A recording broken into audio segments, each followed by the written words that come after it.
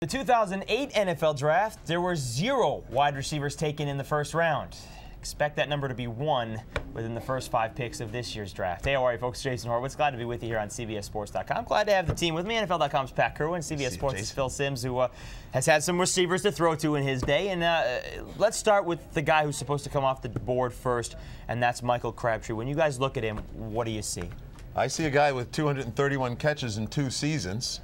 I see a guy that knows where the end zone is, and I see a guy that has, which I think is important, defied this idea that you have to run 4-3 to be a receiver. Show me guys that get in and out of their breaks. That's what I see when I see Crabtree. Very smooth, really smooth, and makes it look easy. Catch it and can run away from people. So when I heard he wasn't fast, I was like, you're kidding. I really thought he would be a 4-3 guy. But what really got me, I watched him against the best teams in the country this past year, and when the defenders got up on his face, which usually doesn't happen in college much, he didn't win. He destroyed the guy that was on him. And that's the big bugaboo always in the NFL. Can they get away from the physical press coverage?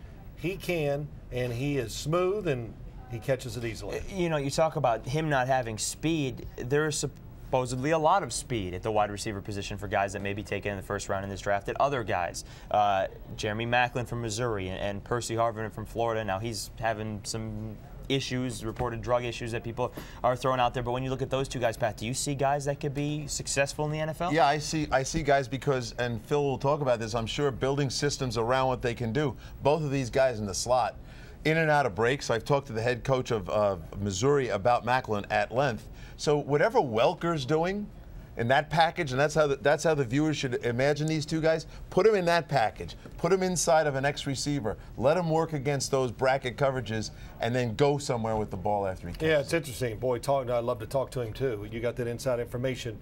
Percy Harvin intrigues me because he's built like a running back who's really, really fast. He has the body to take the punishment, and he's Reggie Bush at wide receiver. So he can literally be, I think, a spot running back, which I haven't heard much about. And I thought maybe he might even be a full-time running back. But reverses, short passes, screens, running routes from the slot, there is a lot you can do with him. And he's perfect for a team that's rich and ready. You know, in other words, a team that needs that little guy to put him over the top. The last thing, the criticism that I hear all the time, first of all, I don't consider it one, but they catch a lot of footballs at both schools, which I think is important. Huge. We had Wayne Corbett. He came out of a run and shoot system. He caught a lot of footballs. That's what they do. The criticism is they don't know the routes at the top end of the tree because they're always running the under stuff. You know, when you have vertical speed, I think you can teach them that. You know, Pat, you got to teach them something in the pros. You know, they can't come in completely polished up. And yeah, but you know, we're in it's a different era of football, the NFL. Everything is specialized, and you don't have to be able to do it all. And who can do it all anymore? On defense, he's the rusher, he's the cover guy, he's the tackler, and the same happens on offense. So Percy Harvin, it's like I got in a big argument this year about Reggie Bush. You know, his production, I still would have taken him where he went in the draft, because he's catching and running and doing a lot of things for your football team. Has it been maybe over the top sensational? Maybe not, but it's still been very productive. And he's winning games on special teams every now and then, too. Yeah. That's another part to it. Real quickly, Pat, let's look at the other wide receivers in the draft that people are talking about. The Kenny Britts, the Darius Hayward-Bays, Hakeem Nicks, those guys, maybe some others. I'll just give you Darius Hayward-Bay first because it was so interesting. Joe Flacco worked them out. And I love when the quarterback on your football team works out the receivers. So you got Flacco with a big, strong arm, and you've got the best vertical threat in the draft. He's a tall kid who can run 4.2 or something. At the end of the day, even if he can't catch, a vertical threat is going to open up a lot of other things, Phil.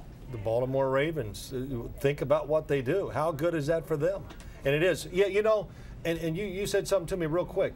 If they're not a great catcher of the football, you know, Jerry Rice couldn't catch it when he came to the league. That's where scouts and general managers have something over me. I don't get to know him.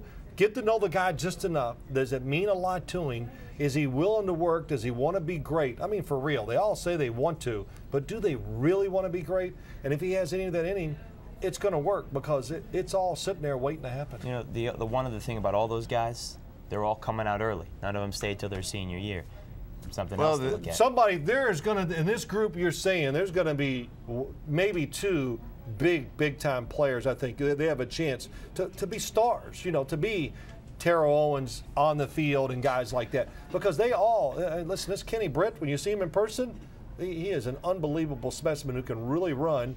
Does drop a few, but again, I think sometimes. I like what you said. He drops them, but he is open. He's open. And if you're open, we can fix the rest of that. And I learned something today, too. You're right.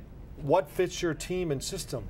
What do the Baltimore Ravens, I've never seen a team, they run 22-yard comebacks. That's like 1970 stuff.